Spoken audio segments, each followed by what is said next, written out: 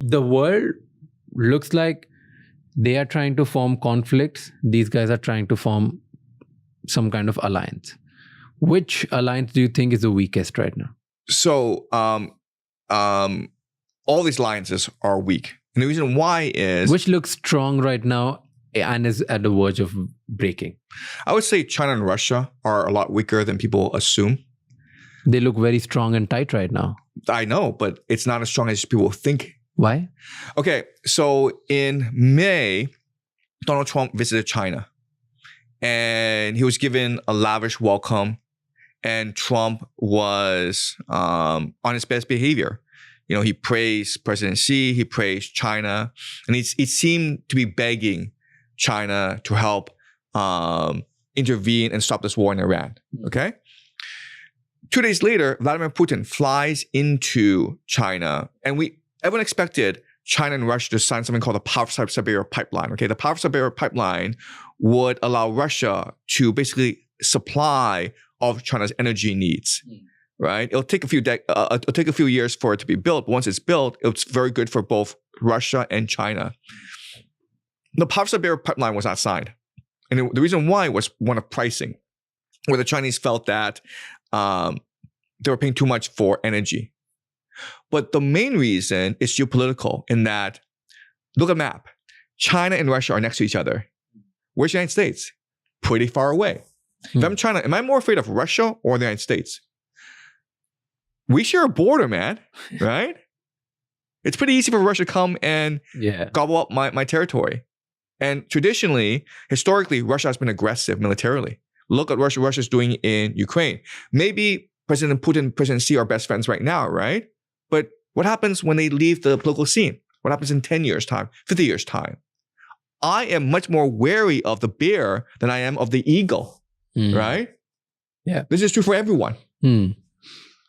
Right? Okay. If I'm Europe, yeah, I know the United States is screwing me over, but am I more afraid of the United States, which is over here, or am I more afraid of Russia, which is over here? Right? So, in other words, there are all these historical animosities between these nation states that cannot be resolved through pure logic and reason. And the United States is taking advantage of all that. And this was the same situation at the outset of World War II, right? The world was burning down. The United States came in at the last minute to conquer everyone else. Do you think Europe is strong? Europe is in major decline right now. And why do you think so? Because all these societies are in decline. So what I'm going to do now is explain to you the cycle of imperial decline. Okay. One more thing, I just had a question, because you said when you were talking about Iran and America is creating all these conflicts.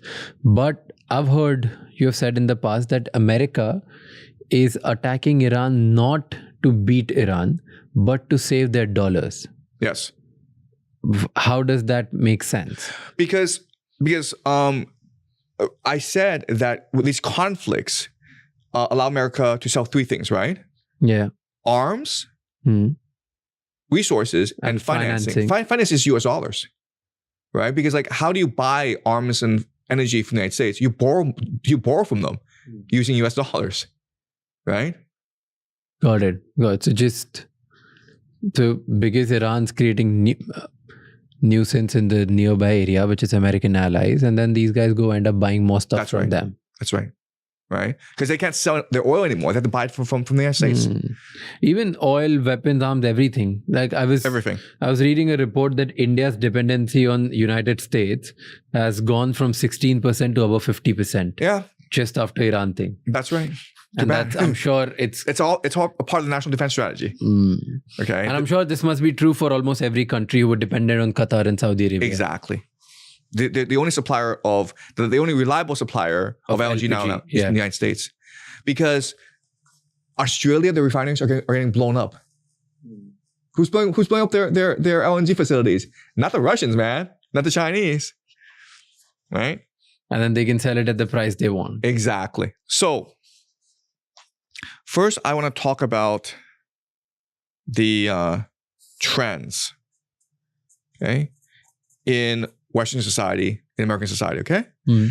The first is the growth of the gerontocracy. And gerontocracy just means rule by elderly people. And so what this means is that the entire West is suffering from a demographic crisis where old people are living far too long and they're not giving up power. Mm-hmm. And this reduces social mobility and opportunity. And this screws over young people. So young people are not having children. Okay? So that's the first thing we need to appreciate. Okay? This is the first domino, the gerontocracy. Mm. All right? The second issue is the rise of bureaucracy. Mm-hmm. Okay? Bureaucracy just means that these institutions that were once dynamic and were the bedrock of our society, whether they be the government or universities or hospitals or the media, they become bureaucracies.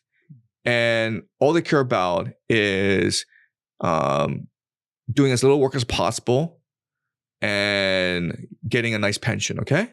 So that is the bureaucracy. The third trend is the meritocracy. And so you think a meritocracy is a good thing because the best people get into the best positions. Yeah.